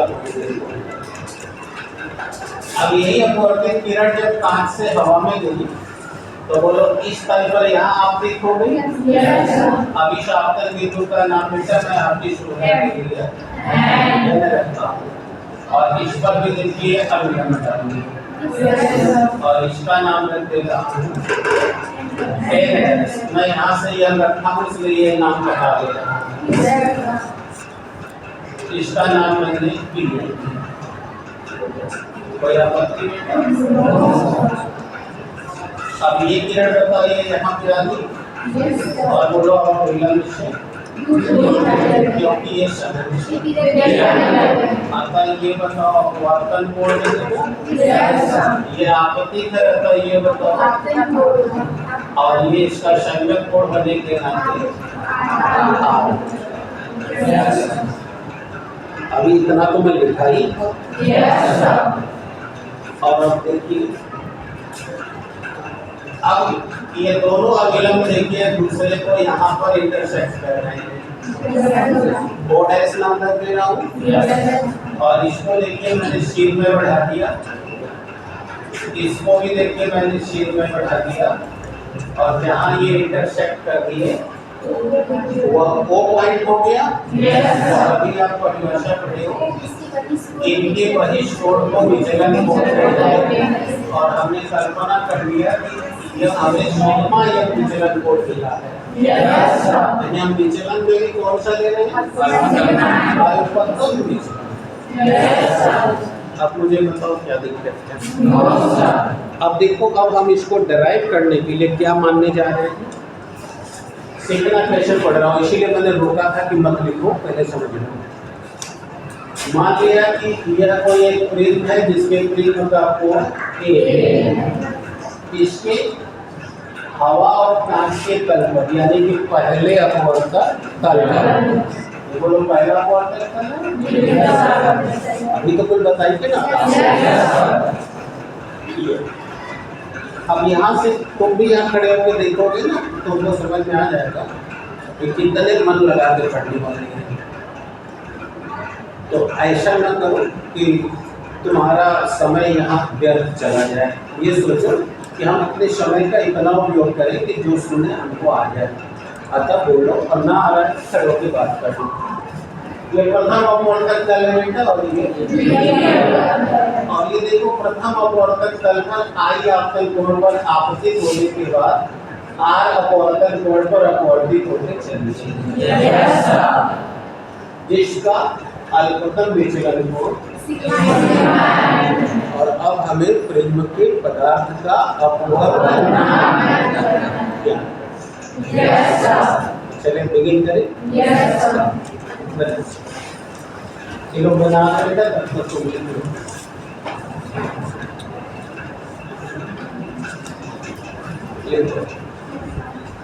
Consider that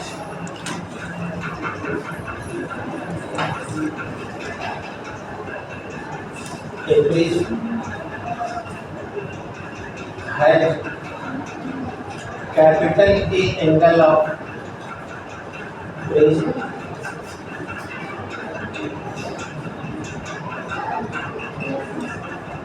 at its first refractory surface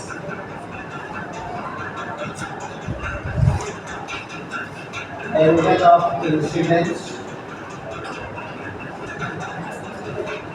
or the ray of incidence the ray of incidence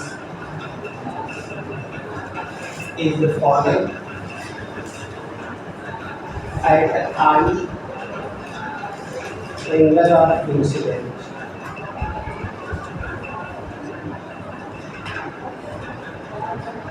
then after reflection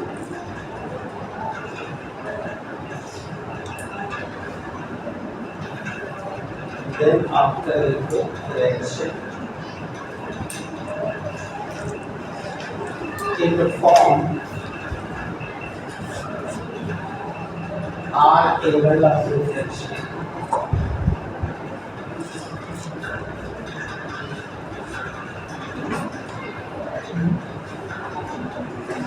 if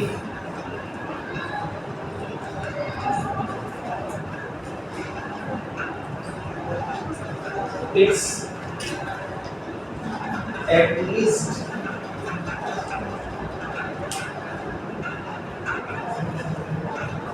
angle of deviation is the sigma m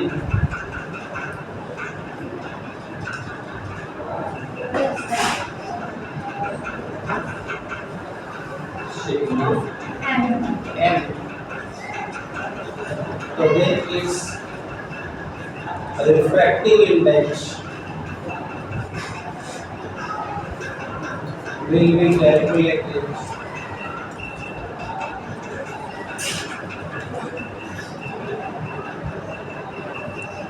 as follows. अब आप डायग्राम बनाओ, तो आप लोग अपना शुरू करो। माना एक प्रिज्म के कोण वाला एक प्रिज्म है,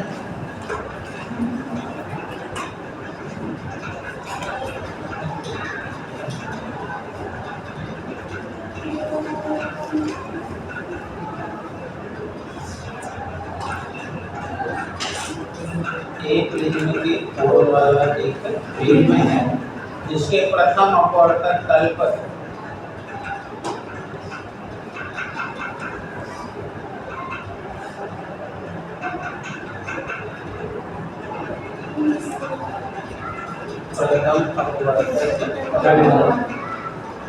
कोई प्रकाश की किरण आई आपतन कोण पर आपतित होती है,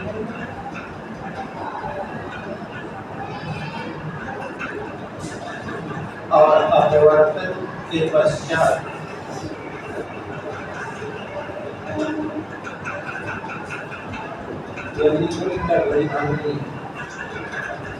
अपवर्तन के पश्चात आर अपवर्तन कोण पर चली जाए।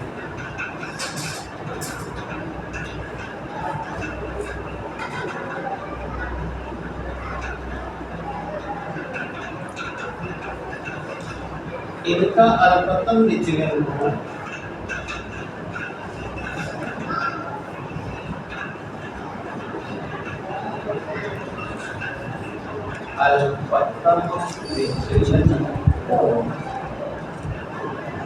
सिग्मा एक है।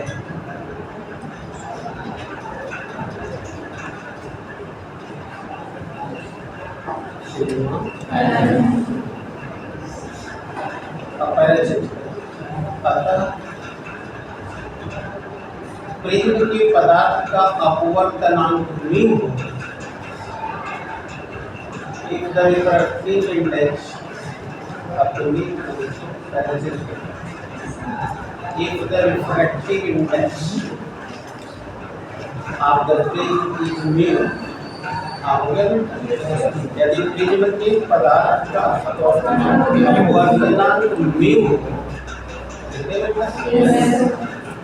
तो स्नेल के नियम अब आप समझ गए गाड़ी पटरी किया है, क्योंकि हमें ये सिखाया गया था कि जो भी प्रकाश की किरण अपवर्तन करेगी उसको स्नेल के नियम का पालन करना, और उस स्नेल के नियम और उसके आपतन कोण की निशानी करना और अपवर्तन कोण का अनुपात ही एक माध्यम की दिशा पे और हमें यही काम करना।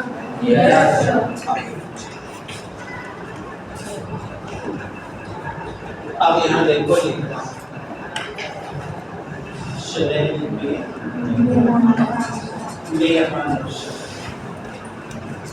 According to Snell's law. अब यहाँ लिख दिए हम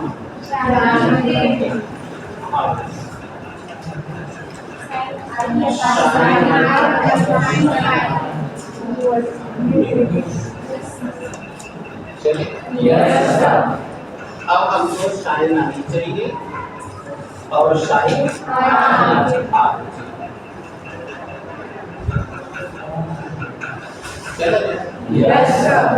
अब आप देखिए कंसेप्शन कैसे चल रहे हैं। पकड़िए, बताइए आपको यहाँ अल्पतम विचलन कोण चाहिए।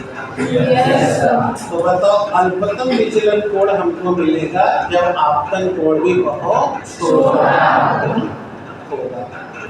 और आप त्रिकोणमिति में एक जानते हैं कि सभी त्रिकोणमिति अनुपात अगर छोटे हो, यानी 0 से 15 अंश के बीच, तो साइन थीटा बराबर थीटा, cos थीटा बराबर थीटा, tan थीटा बराबर थीटा, cot थीटा बराबर थीटा, sec थीटा बराबर थीटा, यानी कि कोई भी त्रिकोणमितीय अनुपात उस वैल्यू को प्रभावित नहीं करता। तो बताओ चूंकि यहाँ अल्पतम लाना है तो ये भी अल्पतम ही रखना होगा। Yes, sir. तो ये सारे त्रिकोणमिति प्रभावित नहीं होते।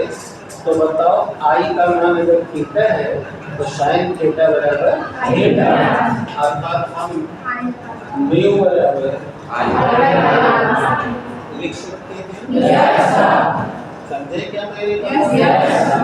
तो बोलिए आई टू म्यू, ऐसा होएगा। Yes, sir. अब हमको अपना काम चलाने के लिए आई और आर की आवश्यकता है, ठीक है। अब ये हमने यहाँ प्रिंसिपल आपको समझा दिया। अब हमें जहाँ आवश्यकता होगी हम यूज करेंगे, और ये पूरे लाइफ भर यूज होगा, आगे भी यूज होगा। Yes, sir. अब मैंने ये कंसेप्शन आपको समझाना था, आप जानते थे, बस मेमोराइज करना था, वो करा दिया। अब चलिए आगे बढ़े। अब आई और आर की आवश्यकता है, बोले कहाँ से मिलेगा? देखिए कहीं है, ये रहा आई और ये रहा। जरा बोर्ड में देखिए, तो अगर आप बोर्ड में देखिए तो हमको इसमें कुल रेखा गणित, बीज गणित यानी रेखा गणित के और बीज गणित के 3 प्रिंसिपल दिखाई दे रहे हैं। ऊपर में हमको एक त्रिभुज दिख रहा है Yes, sir. जिसमें विचलन कोण बहिष्कोण है, Yes, sir. और बहिष्कोण का मान त्रिभुज के बहिष्कोण के नियम से निकलता है। Yes, sir. और वो नियम सबको आता है, 6 से लेकर 10 तक पढ़े हैं कि किसी भी त्रिभुज का बहिष्कोण अपने अंतर सम्मुख दोनों कोणों के योग के तो एक तो कंसेप्शन ये लगाएंगे। Yes, sir. दूसरा आप देखिए तो एक त्रिभुज मुझे नीचे भी दिखाई दे रहा है, Yes, sir. और इसका प्रिंसिपल भी सबको पता है कि त्रिभुज के तीनों अंतः कोणों का योग एक्सप्रेस किया जाता है। और अब आपको एक दिख रहा होगा AMO'P, चक्री चतुर्भुज दिख रहा है। Yes, sir. और चक्री चतुर्भुज का प्रिंसिपल भी आप पढ़े हैं, सम्मुख कोण संपूरक होते हैं, है ना? Yes, sir. No problem. No, sir. चलिए आइए देखा जाए हमारी गाड़ी कैसे चलने वाली है। पकड़िए, बोर्ड में देखेंगे ना तभी आएगा बेटा, ये याद करने से नहीं आएगा। बताइए एक रेखा ऐसे जा रही है, एक रेखा ऐसे, क्या ये देख के बताइए क्या यह इसका शीर्षा विभव कोण है? Yes, sir. Vertically opposite. Yes, sir. तो ये आई है तो है टोटल बताइए, और अगर ये टोटल आई है तो कितना हो जाएगा? आई माइनस। पूछिए क्या प्रॉब्लम? अब जरा यहाँ देखिए, अगर ये कोण आर है तो ये भी आर है। Yes, sir. आई कोण आई माइनस आर है। क्या हमने इस त्रिभुज का दोनों अंतर कोण निकाल लिया? Yes, sir. तो मुझे सिग्मा ये मिल जाएगा। Yes, sir. Problem? No, sir. कितने लोग समझे मैंने कैसे कहा? पहले मैंने आपको दिमाग को कोई लोड नहीं दिया, पहले मैंने आपको प्रिंसिपल समझाया कि आप जानते क्या है, फिर अब हमें जो आवश्यकता है वो मैंने शुरू कर दी। तो देखिए त्रिभुज OMP,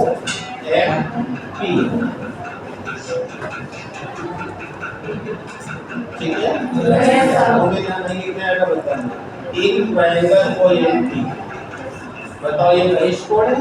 Yes, sir. Sigma n बहिष्कोण है। Sigma n is an exterior, इसलिए बहिष्कोण के प्रमेय अनुसार बेटा कमर से शुरू करते हैं।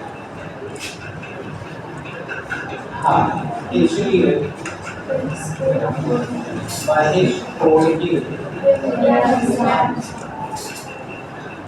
According to theorem of reflexive. अब चलो बेटा बोलो क्या बना है? बहिष्कोण का बहिष्कोण अंतः सम्मुख दोनों कोणों के योग ये बहिष्कोण बराबर होता है अंतः सम्मुख, बोलो इसका अंतर ये है, इसके सामने एक ये है और एक ये है। अंतर समुख दोनों कोणों के योग के यानी I माइनस R प्लस तो बोलो सिग्मा ये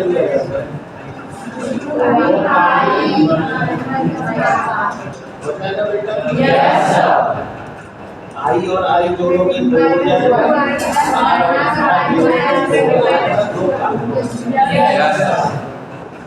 अब ये हो गया इक्वेशन। अब नीचे का त्रिभुज पकड़ें।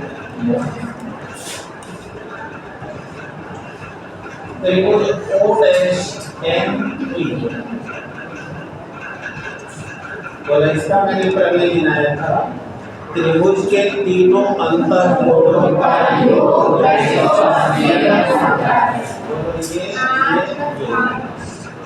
R plus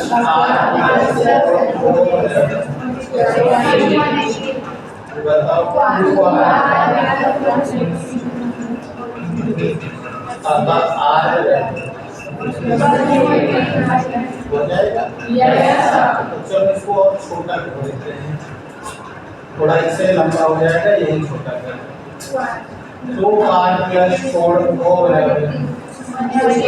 equation. अब हमने तीसरा गिनाया था चक्री चतुर्भुज का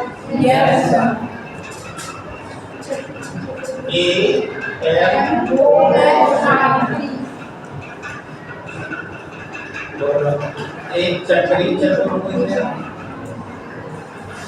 AMOHP is a cyclic quadrilateral structure।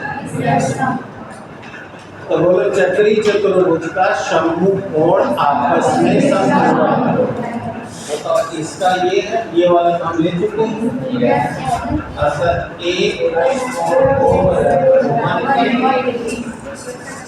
आप बताओ ये भी 180 तो थर्ड तो बोलो 2R प्लस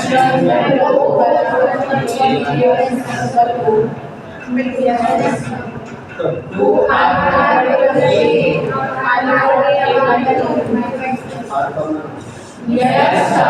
तुम्हें याद है ना एक प्रिज्म का कोण है जो तुम्हें पता है। अब इस R का मान नया रख दे तो I आ जाएगा। तो R का मान 2 में रखने बोलो सिग्मा m/2 बराबर I माइनस R। देखो यहाँ है ना सिग्मा m/2 2 का यहाँ पूरा इधर आएगा भाग हो जाएगा। तो सिग्मा m/2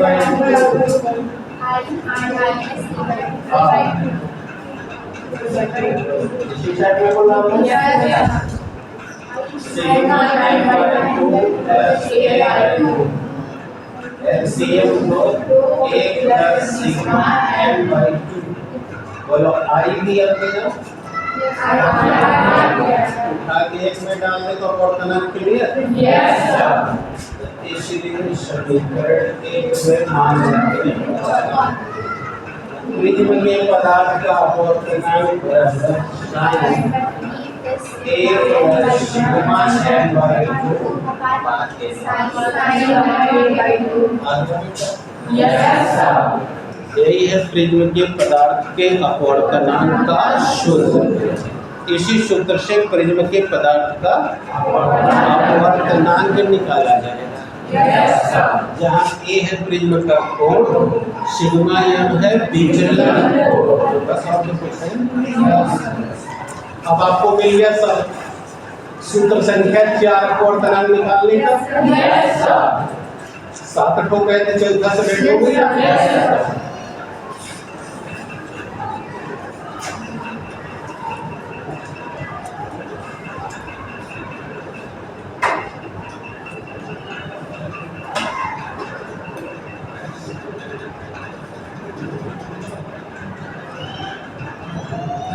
समीकरण टेंडेंसी की अर्थों में आता है।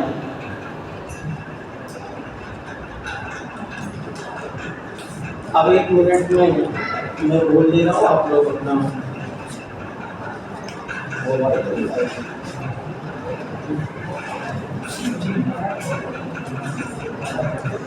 बंद।